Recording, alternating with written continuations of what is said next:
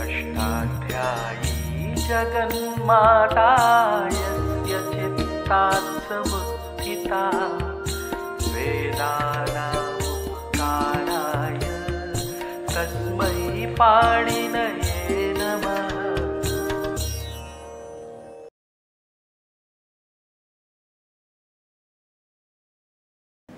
नमः पाणिनये। हम आपको छोटे छोटे वर्ग बना के दो या 2-3 या 4, इससे अधिक नहीं, 2-3 या 4 सूत्रों के वर्ग बना के छोटे छोटे दे रहे हैं। इनका इसी प्रकार से अभ्यास करना चाहिए, क्योंकि संधि का प्रपंच बहुत बड़ा है और कठिन भी है, सरल नहीं है एकदम, क्योंकि झटी थी बुद्धि में स्फुरित नहीं होती संधि। तो जो छोटे छोटे वर्ग बना के दे रहे हैं, इसी प्रकार इन वर्गों में अभ्यास करके फिर हम प्रक्रिया में प्रवेश करें तो हमें कठिनाई नहीं होगी। तो हम आपको 2 सूत्र दे रहे हैं, अनुस्वार करने वाला सूत्र और परसवर्ण करने वाला सूत्र। ये सूत्र है नश्चा पदान्तस्य झलि। नश्चा पदान्तस्य अपदान्तस्य। अपदांत जो नकार और मकार। अपदांत का अर्थ होता है जो पदांत नहीं है। सुप्तिङन्तम पदम से पद संज्ञा होती है, जो पदांत नहीं है, पद के पहले, पद के पूर्व भाग में कहीं भी आए, ऐसे नकार और मकार, इनके स्थान पर अनुस्वार होता है। ये कब होता है? झल परे होने पर। देखिए आक्रम है, आक्रम ये धातु है, स्यते पूरा प्रत्यय भाग है, ये सा झल है, और ये मकार जो है ये अपदांत है। जब दोनों मिलके आक्रंशिते बनेगा तब पद बनेगा, पद संज्ञा नहीं हुई है, तो मकार अपदांत है। इस अपदांत मकार के स्थान पर अनुस्वार होता है। कब होता है? झल परे होने पर, तो मकार गया और अनुस्वार बन गया, तो आक्रंस्यते। इसी प्रकार नम, नंस्यति, नम का मकार अपदांत है और स्यति में जो सकार है ये झल है। अपदांत मकार के बाद झल आने पर उस अपदांत मकार के स्थान पर अनुस्वार आदेश हो गया। अब देखिए मन, यह अपदांत नकार है, इसके बाद सकार झल है, तो इस नकार के स्थान पर अनुस्वार हो गया। मनस्यते, आक्रंस्यते, नंस्यति और मनस्यते, ये इस संधि का नाम है अनुस्वार संधि। अपदांत नकार मकार के स्थान पर होने वाला अनुस्वार। और जो मोनुस्वार से होता है अनुस्वार, वो पदांत मकार को होता है और वो हल परे होने पर होता है, और प्रक्रिया में नहीं आएगा, प्रक्रिया का विषय नहीं बनेगा। जो पदांत मकार है, जैसे हमें कहा गृहम गच्छति, तो ये मकार पदांत है, द्वितीय एक वचन का रूप है, और गच्छति का जो ककार है हल है। तो मोनुस्वार कहता है पदांत मकार के स्थान पर अनुस्वार होता है हल परे होने पर, और ये कहता है अपदांत नकार मकार के स्थान पर अनुस्वार होता है झल परे होने पर। तो हमें प्रक्रिया में इसकी आवश्यकता पड़ेगी, अभी प्रक्रिया में अनुस्वार नहीं लगी होगी। अब ये जो अनुस्वार बना अपदांत, इसको परसवर्ण होता है। ये सूत्र है 8-3 का, नश्चा पदांत से चले, और परसवर्ण करने वाला सूत्र है 8-4 का। ये बहुत सावधानी से रखना है कि सूत्र यदि त्रिपादी के हैं तो उसी क्रम से लगेंगे। अनुस्वारस्य यही परसवर्ण, यह 8-4 का सूत्र, 8-4 के अंत का है, 58 होगा संभवतः, 8-4-58। और ये नश्चा पदांत से चली 8-3-24। तो हम पहले अनुस्वार करेंगे, उसके बाद परसवर्ण करेंगे। यदि बीच में कोई दूसरा कार्य आ जाएगा तो परसवर्ण को रोक के रखेंगे, पहले नहीं करेंगे। तो ये कहता अनुस्वार जो है उसको परसवर्ण होता है, यानी पर के समान हो जाता है, उसके आगे जो आ रहा है यह उसके समान हो जाता है। तो शाशा साह, ये 4 ऊष्म को छोड़ करके सारे व्यंजनों का नाम यह है। इनके परे होने पर अनुस्वार को परसवर्ण होता है, यानी बाद वाले के समान हो जाएगा। तो किस यह के समान क्या होगा? तो अनुस्वार के बाद यदि क ख ग घ आते हैं तो काखा गाघा का स्थान कंठ है, तो अनुस्वार बन जाएगा ङा, ङा। जैसे अनुस्वार के बाद आया का, अंक, अंक, अंकुर, तो अनुस्वार नहीं लिखेंगे वहाँ, वहाँ ङा लिखेंगे, अंक ङा लिखेंगे, उसके नीचे का लिखेंगे। हिंदी में सब जगह बिंदी ठोकते हैं। ये हिंदी का विनाश करने के लिए ये शासकीय आदेश से बना है कि जो हम लोग संयुक्त अक्षर लिखते हैं एक के नीचे एक, ये लिपि का वैशिष्ट्य है देवनागरी लिपि का, उसको नष्ट कर दिया। अब जितने जगह अनुस्वार है सब जगह अनुस्वार लगा। अच्छा आप लिख देते हो अनुस्वार, तो बोल सकता है कोई? क्या बोलने वाला यंत्र तो सबका समान बना है। आपने आ के ऊपर बिंदी लगा दी और बाद में का लिख दिया, तो आप अंक थोड़े बोलेंगे, अंक ही तो बोलेंगे, अंक बोलेंगे, ङा बोलेंगे तो ङा। जब ङा बोलते हो तो लिखते क्यों नहीं ङा भाई? देवनागरी लिपि की और संस्कृत की ये विशेषता है कि जैसा बोलते हैं वैसा लिखते हैं। तो आपने तोड़ दिया कि सब जगह बिंदी लगा दो, पूरी हिंदी भाषा में आपने फैला दिया इसको बिंदी लगाना। अंक, अंक, खूब सावधानी सुनिए, आप ङा बोल रहे हैं, का नहीं, हम नहीं बोल रहे हैं, ङा, अंक। खा यदि आ गया है तो पंख, पुंख, शंख, यहाँ भी ङा बोल रहे हैं। अंग, गंगा, यहाँ भी हम ङा बोल रहे हैं। जंघा, जंघा, तो काखा गाघा यदि अनुस्वार के बाद आते हैं तो अनुस्वार बन जाता है काखा गाघा का सवर्ण ङा बनता है, क्योंकि काखा गाघा का उच्चारण स्थान कंठ है, अनुस्वार का स्थान तो नासिका है, तो वो कवर्ग में से नासिका स्थान वाला व्यंजन ढूंढेगा तो उसको मिलेगा गकार। तो काखा गाघा परे होने पर अनुस्वार के स्थान पर होता है ङा, तो अंका, शंखा, गंगा, जंघा, ये चार बने। और यदि अनुस्वार के बाद चा, छा, जा, झा आते हैं तो अनुस्वार बनेगा यहाँ, वो बनेगा नहीं, ये संधि कोई बनाता नहीं है, संधियाँ स्वाभाविक हैं। जब हम बोलते हैं तो संधियाँ अपने आप होती है, उच्चारण का यंत्र ही ऐसा बना है कि अपने आप संधि करके बोलता है। पाणिनि ने कोई संधि बनाई नहीं, वो संधियाँ तो बनी बनाई हैं, उनको केवल देख करके उन्होंने उनके लिए नियम बना के हमको दे दिए ताकि भाषा शुद्ध बनी रहे। तो अनुस्वार के बाद चा लिखिए, चा बोलिए मंच, मंच, मंचः, मंचः। तो चा बोल जब हमने अनुस्वार के बाद चा आया तो यहाँ यहाँ बन गया। चाछा जाछा आने पर यहाँ बनेगा, चा आने पर मंचः, छा आने पर उंछः, जा आने पर मंजू और झा आने पर झंझा, झंझा।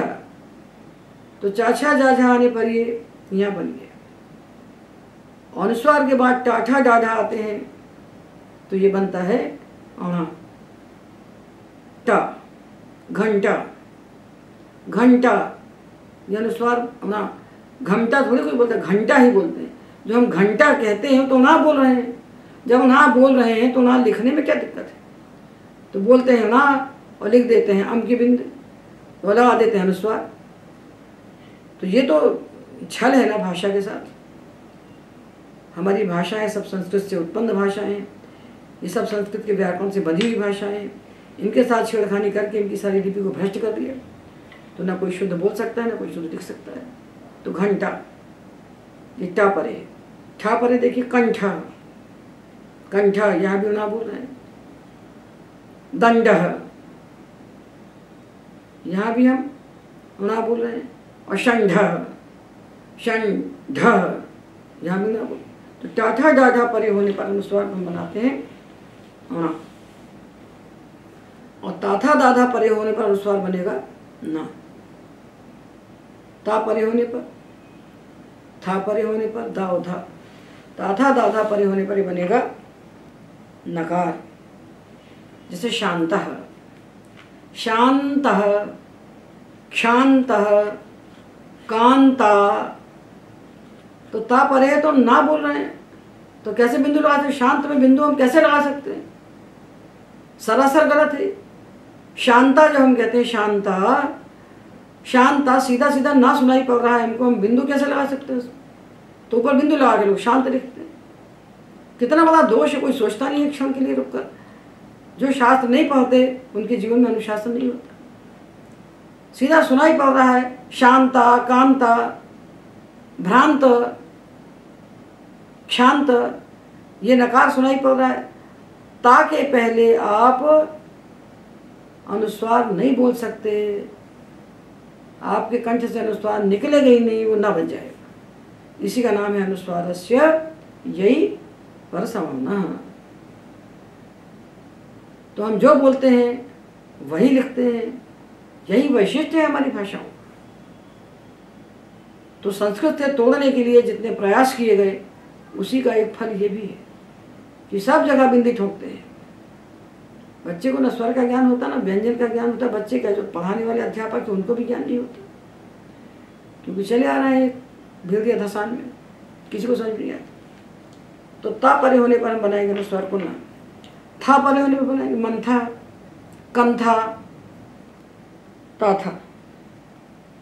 और दा परे होने पर बनाएंगे मंदह, छंदह, ता था दा। और धा स्कंध, बंध। तो ता था दाधा परे होने पर अनुस्वार को परसवन होता है नकार। और पाफा बाभा परे होने पर बनता है ये मकार, पा। जैसे कंपह, कंपह, लंपटह, पा आएगा तो माँ बनेगा। फा गुम्फह, गुम्फह, गुम्फनम, तो फा परे होने पर ये बनेगा माँ। और बा लंबह, लंबह, तो बा के पहले तो माँ बोलना ही पड़ेगा। और भा परे होने पर स्तंभ, स्तंभ, तो भा परे होने पर उपालंभ, तो लंभ, स्तंभ। पाफा बाभा परे होने पर अनुस्वार के स्थान पर होता है परसवर्ण मकार। अब जो शाशा साहा है, रेप के स्थान पर कुछ नहीं होता। रेप का कोई सवर्ण नहीं होता। रेपोष्मणाम सवर्णा न संति। रेप और ऊष्म के सवर्ण होते नहीं। रेपोष्मणाम सवर्णा न संति, तो रेप और ऊष्म के सवर्ण व्यंजन होते नहीं है। इसलिए शाशा साहा परे होने पर अनुस्वार को परसवर्ण नहीं होता, क्योंकि यय में नहीं आता, यय में नहीं आता।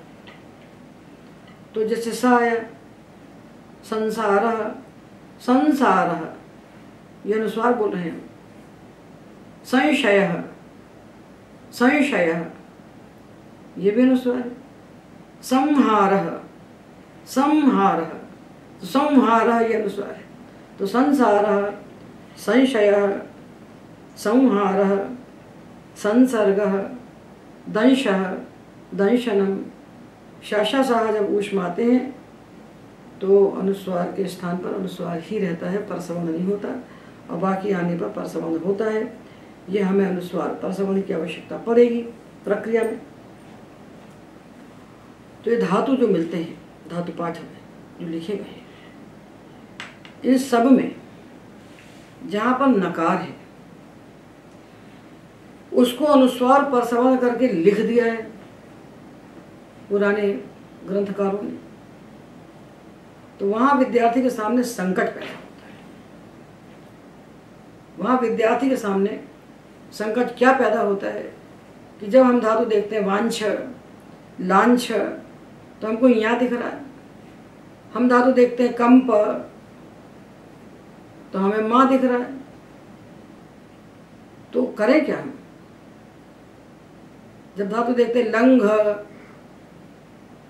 अंग, तो हमें गा दिख रहा है। तो ये जो पंचम अक्षर दिखाई पड़ते हैं हमको झल परे होने पर, ये सारे के सारे पंचम अक्षर नकार ही है। ये जो नकार है उसी को अनुस्वार बन के परसवर्ण हो गया है। जैसे धातु आया अकी, तो हमने नमागम करके उसको ना पे बैठा दिया वहाँ, और ना को बैठा रहने दो ना भाई, उस ना को वैसे ही बैठा रहने दो। जब वो धातु अंक अ, न और क ये जब प्रक्रिया में प्रविष्ट होगा, सामने प्रत्यय आएगा, तदनुसार आगे संधियाँ होंगी। संधि होने के बाद अंत में उसको जो कुछ होना होगा हो जाएगा, अनुस्वार होगा, परसवर्ण होगा, जो भी होना होगा सो हो जाएगा। और पहले बना देने से कितनी बड़ी कठिनाई होती है, जैसे हम आपको बताएं। धातु लीजिए वांछ, तो हमने बनाया वावांछ। अब वावांछ में लगाया ती, तो वावांछ में जो यहाँ दिख रहा है वो तो हमने इदितुनुम धातु सुनिमागम किया है, ना है वो। फिर उसको हमने अनुस्वार कर दिया, फिर हमने छकार के परसवर्ण कर दिया। तो छकार के समान उसको यहाँ क्यों बना दिया भाई आपने? वो छकार हमेशा छकार ही रहेगा क्या? जब कुत्व हो जाएगा और छकार नहीं रहेगा वो, तब वो यहाँ कैसे रह सकता है वहाँ? इसलिए पूरी प्रक्रिया के समाप्त होने के बाद अनुस्वार से परसवर्ण सूत्र को सबसे आखिरी में बैठाया पानी ने, 8वें अध्याय के 4थे पाद के अंत में जाके बैठाया। तो जब 4थे पाद के अंत में 58वां सूत्र बना के उसको बैठाया, तो उसको पहले से बना के हम रखते हैं, तो विद्यार्थी को वापस लौटना पड़ता है, बच्चे को वापस जाना पड़ता है। वावांश धातु में ती प्रत्यय लगाया हमने, और वावांश में ती लगाया तो यहाँ बैठा है, और जब ती लगा तो छा को हमने चौकू बना दिया, और चौकू से छा को खा कर दिया। खा के पहले कैसे यहाँ बैठ सकता है? नहीं बैठ सकता, तो उसको तो वापस जाना पड़ेगा, उसको वापस जाना पड़ेगा। वो अनुस्वार जो था वो छा के समान यहाँ बना था, अब खा के समान यहाँ बनना पड़ेगा उसको। तो हमको 2 कदम ज़्यादा चलना पड़ता है, और भ्रांति पर से होती है। तो जब खा बन जाएगा, खरीचा से का बन जाएगा, तो वावांति बनेगा। वावांति बनाने के लिए यदि वही ना लिखा रहता, सीधा ना लिखा रहता, तो चौकू 8-2 का है, नश्चा पदांत जलिए 8-3 का है, अनुस्वार से परसवर्ण 8-4 का है। तो क्रम से 2, 3, 4 पादों के सूत्र लग जाते। वाह के बाद आधा ना लिखते और छा लिख देते, तो छा को हम चौकू से खा बना देते, खा को हम खरीचा से का बना देते, और परसवर्ण करके का सवर्ण उसको गा बना देते, वावांति बन जाते। तो सीधा रास्ता होना चाहिए। तो आप ये जान लीजिए कि धातु पाठ में हमने तो इसको कर दिया, अपने धातु पाठ में यथाशक्ति, नहीं किया तो अगले संस्करण में कर देंगे। किंतु धातु पाठ में जब आपको उपधा में यम गौणा ना दिखें, तो उनको आप समझिए कि ना ही है। यदि उनके बाद झल है, तो यदि उनके बाद झल है तो आप समझिए क्यों ना है, वो ना है। तो उसको नाम मान की प्रक्रिया में चलेंगे तो आपको सही मार्ग मिलेगा, नहीं तो आगे पीछे दौड़ते रहना पड़ेगा। तो हमने ये 2 सूत्रों का एक वर्ग बनाया, नश्चा पदांत से झली और अनुस्वार से यही परसवर्ण। इसके साथ मौनुस्वारा बताया हमने, किंतु मौनुस्वारा की आवश्यकता हमको प्रक्रिया में नहीं होगी। मौनुस्वारा का अर्थ है पदांत मकार के स्थान पर अनुस्वार होता है हली, हल परे होने पर, और उस अनुस्वार को भी परसवर्ण हो सकता है। वो कब होता है? वा पदांतस्य, पदांत अनुस्वार को विकल्प से परसवर्ण होता है। तो 2 सूत्र अनुस्वार करने वाले और 2 सूत्र परसवर्ण करने वाले। तो अनुस्वार से यही परसवर्ण के यही की अनुवृत्ति ही लेता है वापदंतस्य। तो ये जो परसवर्ण करता है पदांत अनुस्वार को, ये भी यह परे होने पर करता है, यह परे होने पर ही करेगा। तो ग्रहम और गच्छति, पदांत मकार को हमने मनुस्वार से अनुस्वार बनाया, और गच्छति जो आगे गा है यह है, तो उसके परसवर्ण हो जाएगा वहाँ ग्रहम गच्छति। ग्रहम गच्छति भी कह सकते हैं, और अलग अलग करके ग्रहम गच्छति भी कह सकते हैं। किंतु आगे यदि यह नहीं है, शशसा है, तो नहीं भारम हरति, तो अब कुछ नहीं होगा, क्योंकि हा यह नहीं, हरति में नहीं होगा। तो अनुस्वार परसवर्ण जिस संधि का एक वर्ग है। इसमें 4 सूत्र हमने बताए, नश्चा पदांत से झली और मोनुस्वारा हरि। अनुस्वार से यही परसवर्ण और वा पदांतस्य यही यही का नृत्यादेश। 4 सूत्र हैं, इसमें 2 हमको प्रक्रिया में लगेंगे और 2 हमको वाक्य में लगेंगे। इनको एक साथ हमें पढ़ लेना चाहिए और इनका मनन करना चाहिए। ये सब करके हमको प्रक्रिया में प्रवेश करना चाहिए। सीधा प्रक्रिया के समुद्र में हमें कूदना नहीं चाहिए। तो इस व्याख्यान में एतावदेव।